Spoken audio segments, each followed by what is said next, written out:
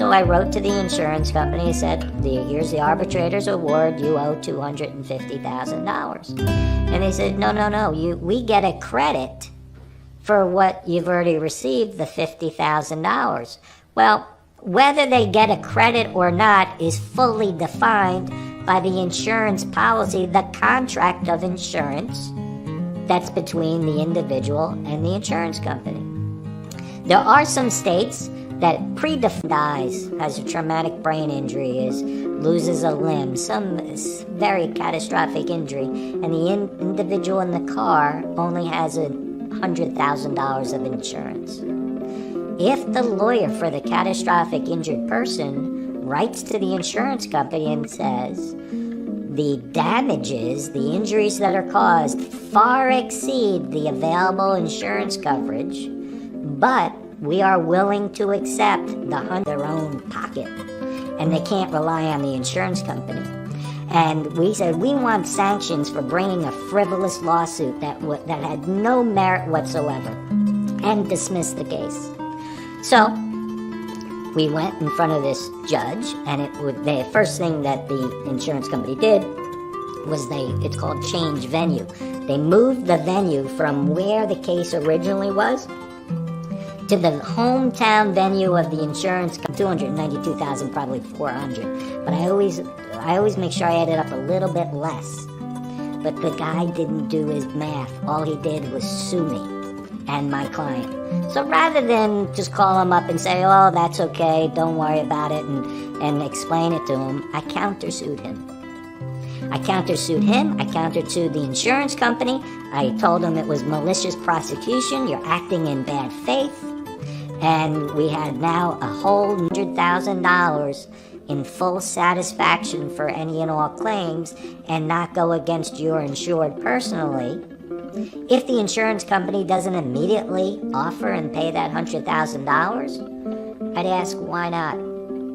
Very simply, the insurance company is making a decision not in the best interest of their insured. They're not acting in good faith, but rather they're making a decision that puts their interest, the insured, $50,000. I assured my client, that's okay, you're getting 9% interest no matter how long this will take. You're getting it on the $200,000, and it should be the $250,000. So what does the insurance company do? They now send in a check for $250,000, but they send in a check for $200,000. And on the back of the check, they write full and complete satisfaction for any and all thing that a support staff member in my firm, maybe somebody in the accounting department, would just take the check and deposit it without looking at it. And of course we look at everything, and they bring it to my attention, and I send it back. This is all while the appeal is going on. 3 months later, they send another check, $200,000, full and complete satisfaction. We send it back, but this time I got a little nastier. I said, no, don't ever send another check unless you're going to send the $250,000. Stand. I explained the story I just shared with you, and I could see the wheels turning in the judge's head. The next witness to testify was the lawyer who sued me and my client. And remember, this is the lawyer who was hired by the insurance company that my client paid premiums to. That lawyer takes the stand, and the judge immediately asks him these questions. Can I ask you this? Paragraphs claiming that he exploited the insurance company for too much insurance. And then, within 15 minutes of hanging up the phone with my client, they sued me as well. So they sued my client and they sued me, claiming there was too much too much interest being charged. Well, the reality is, I told them $292,000. They really owed $293,000. Insurance company's interest above their insured's interest, which is contrary to what the insurance policy requires, and in turn acting in bad faith. Now, if the insurance company offered $90,000 out of the $100,000, that is an act of acting in bad faith. The lawyer for the injured person does not need to accept it. And here, I'll extend the hypothetical. They don't accept it. The insurance company's paying that which they're supposed to pay. So there's one scenario. I've handled multiple bad faith cases, but I'd like to share this one because it's little insightful as to how devious insurance companies often are. And they need to be watched every step of the way.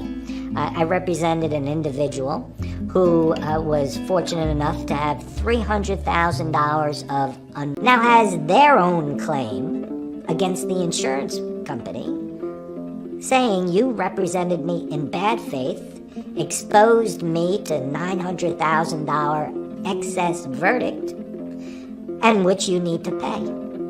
So what often happens is that insured is going to bring that lawsuit for the benefit of the injured person. So what can happen is that insured, the person who was once a defendant, shot to slip the check in. So this is what I did. Once you have a judgment, as an attorney, I have the option to execute that judgment. What does that mean? That means I can take that judgment that's signed by a judge. They just sent me a check. What does a check tell you? It tells you the bank, where they bank, and the bank account number. I take the judgment and I serve the judgment in bad faith. So how does that happen? If somebody, and I'll give a broad strokes hypothetical, and then I'll tell you a real scenario. But if, for example, an individual is driving down the road and hits a pedestrian who's in the crosswalk, and the individual was texting at the time, and it's 100% their fault, and the individual who was in the crosswalk is catastrophically injured or even related to liability insurance, when the liability insurance company has an obligation to protect their own insured from a personal judgment. Now, how about when an insurance company does that, but against their own insured, that they had underinsurance, which I've outlined for you, and if you're not clear on what we're appealing it. We think the judge got it wrong. So, well, pay the $200,000. You know you at least owe that. No, we're not paying anything. Okay. They go to the appellate court. This now takes another 18 months. But once you enter a judgment, you're entered and entitled to interest. In this particular state, you're entitled to 9% interest from the date of the judgment. So now, while they're not going to pay the $250, and he says, well, what'd you do that for? I said, do what? He said, what'd you freeze the insurance company's bank account for? And turns out, I subsequently found out, it wasn't just where they pay claims out of, they also make payroll out of that. And it happened to be payroll week, and all the payroll checks bounced. And he was angry with me. What'd you do that for? And he's yelling at me. You shouldn't have done that. You know that they have the money to pay for it. And I said, very simply, listen, done wrong, you apologize and you make things right without conditions. You do not have a quid pro quo asking to drop a meritorious case against you so that you can protect yourself from a frivolous lawsuit that you brought. I sanction you $10,000. At which time, you had to pay me $10,000. But that's not the end of the story. $50,000, we'll honor it. They said no. Okay, so the process that we have to go through is we take the arbitrator's award and it's called convert it to a judgment. So we took the arbitrator's award and we converted it to a judgment, and we served the judgment on the insurance company. The insurance company said, we only pay you $200,000. That then litigation. And we countersued him, saying you commenced that frivolous lawsuit and acted in bad faith, and several other claims. Suffice it to say, his lawsuit was 16 paragraphs against us. Our countersuit was 124 paragraphs back at him. Well, the insurance company is now on the hook. And the insurance company takes that lawyer off of the case and moves it to another lawyer. As soon as the new lawyer gets on the case, he calls on what is called an information subpoena on the bank. And it freezes the bank account of the insurance company. The insurance company goes crazy. I told my secretary the next day, I said, you're going to hear and get a lot of phone calls tomorrow. Here's the deal. I'm not available. I'm not coming in till noon. Because I knew once I froze that insurance company's bank account, he calls me. First thing he says is, look, I'm really sorry. He did that math the wrong way. And I'll tell you what, if you withdraw your countersuit, we'll stop our lawsuit. We'll drop the lawsuit that we brought against you. You drop your countersuit. So you can do whatever you want. My case is going forward. So then think that highest level of appellate court would take it, because they only accept cases on appeal if there's a constitutional issue or there's a difference in the law in multiple jurisdictions within the state, of which there was not. I can't stop the insurance company from dragging that out. They have a right to try to do that appeal, but we knew they were going to go nowhere. So we're waiting under insurance. He was hit by an individual that only had $50,000 of insurance. So we were able to collect the $50,000 of insurance and then seek the difference of what his injuries were from his own insurance company. And the process that we had to go through was an arbitration, and an arbitrator awarded $250,000 to my client. Before you started the lawsuit against Mr. Finkelstein, do you have other lawyers in your office? Yes, I do. Did you get up out of your chair and go to the office next door and say, can you check the math, because I'm about to sue a colleague and a lawyer who's doing what he thinks is in the best interest of his client? Can you check to see if they did the math right? Did you do that? He said, no, I didn't do that. Because then he called up and he said, well, I guess this is over. I said, no, that's not over.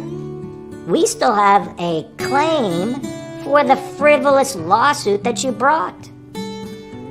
All that the judge did was sanction you for doing the actions and activities that you did, but my client suffered harm and I suffered harm. You severed the relationship between myself and my client, because my client couldn't understand. He did everything makes it right to go to a judge. And we presented the judgment to a judge and said, Your Honor, we'd like you to acknowledge that it's $250,000, and they argued it was $200,000. The judge heard everything, read the insurance policy, and said, $250,000, you get no credit. So I wrote to the insurance company and said, pay the $250,000. They said, no.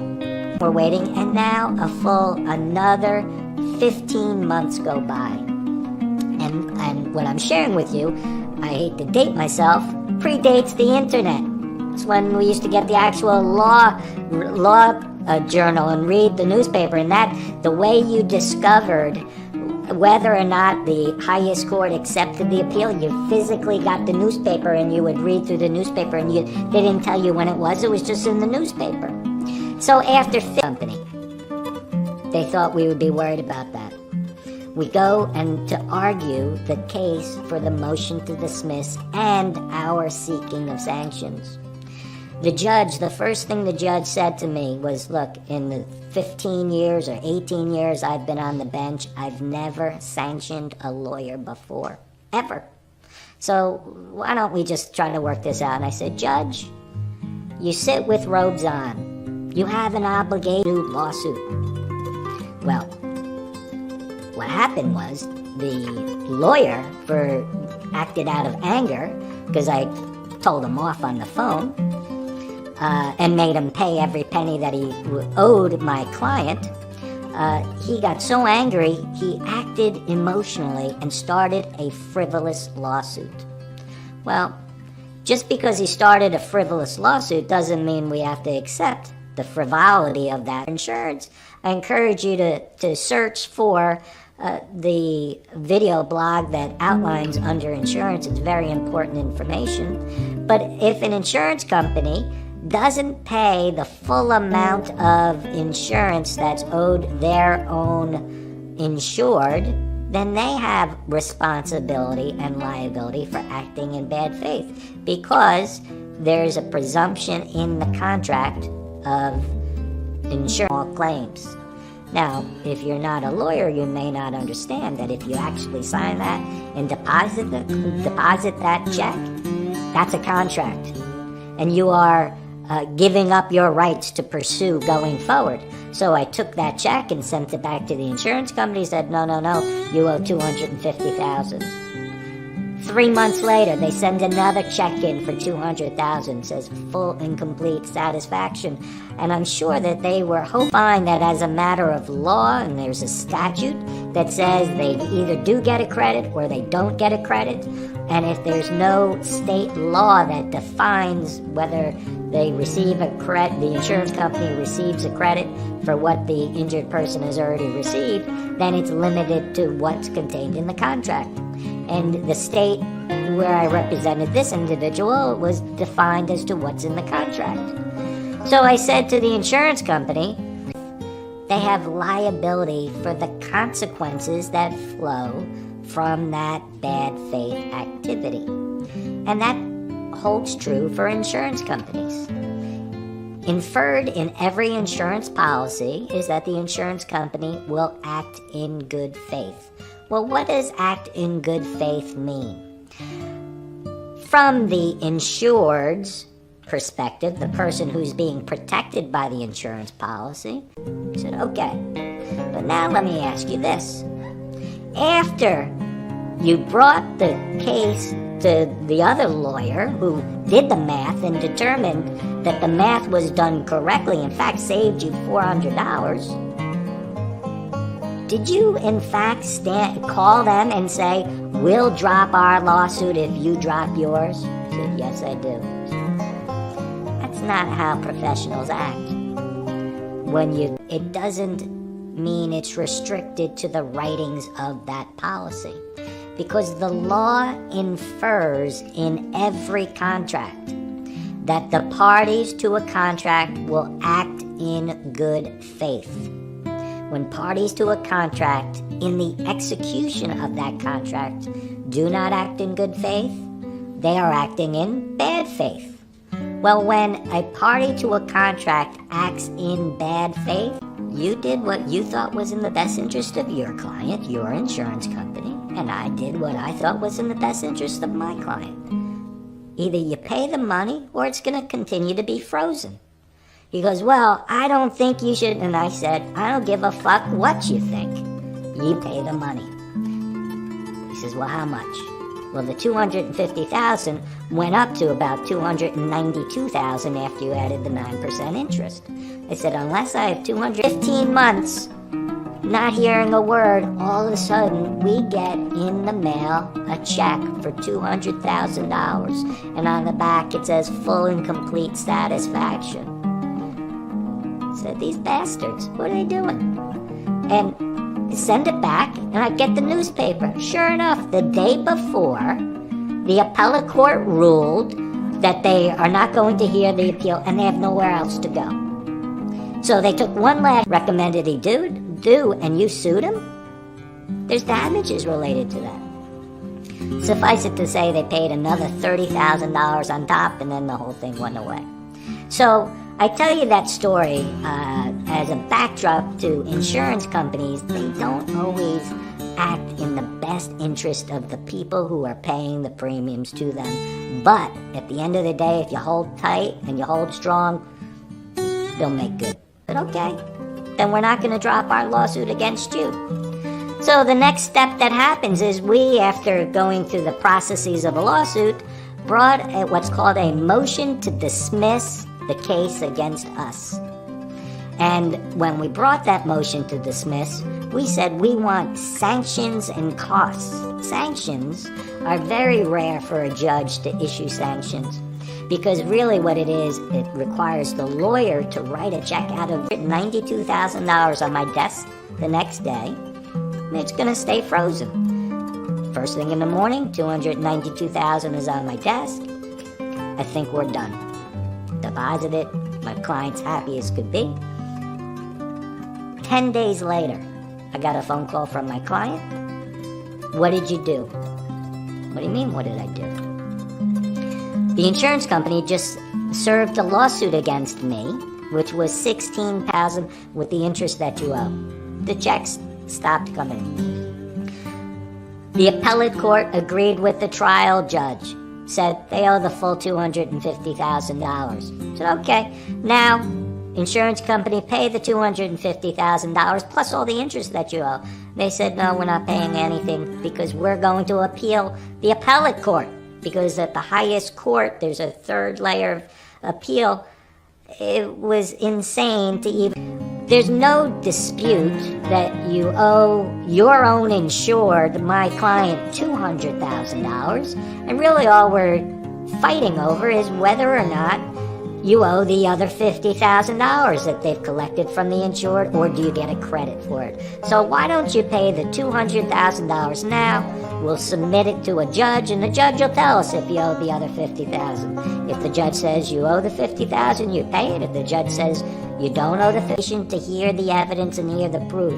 After you hear everything, if you decide that this action and activity of this insurance company and this insurance company lawyer doesn't require a sanction and you hold them in contempt, I will live by it. But I'm not going to drop it voluntarily until you hear everything. At which time, he conducted a full hearing. I can assign their rights or their claim against their own insurance company to the injured person's lawyer to pursue that additional $900,000 for the benefit of the injured person. That is the short version of what a bad faith claim is, where the insurance company acts in bad faith. They put their interests ahead of their insured's. Now, the scenario I just outlined for you, acting in good faith, means that the insurance policy will not expose the individual or the company to personal liability over and above the insurance amount. If they do, if the insurance company exposes the insured to liability over and above the insurance amount when they did not have a good faith basis to do so, then they may be pursue a jury trial. A jury awards hypothetically $1 million. Now the individual insured owes $900,000 to the person they've catastrophically injured, but they never would have owed that if the insurance company acted in good faith. So the insured, the individual who paid the premiums to the insurance company and who caused the catastrophic injury, I want to explain when insurance companies act in bad faith. When an insurance company issues an insurance policy to an individual or a company, it's actually a contract. A contract is a negotiated agreement between two parties. It doesn't have to be reduced to writing, but insurance policies are always reduced to writing. Just because it's reduced to writing, they can't do anything. Not one thing until I advise the bank that the judgment's been satisfied. So, I show up about noon. I have maybe 50 messages from the defense lawyer who I've been doing this battle with throughout this whole process, and who didn't have the courtesy of paying the $200,000 to my client. And he gets me on the phone. I call him at about noon.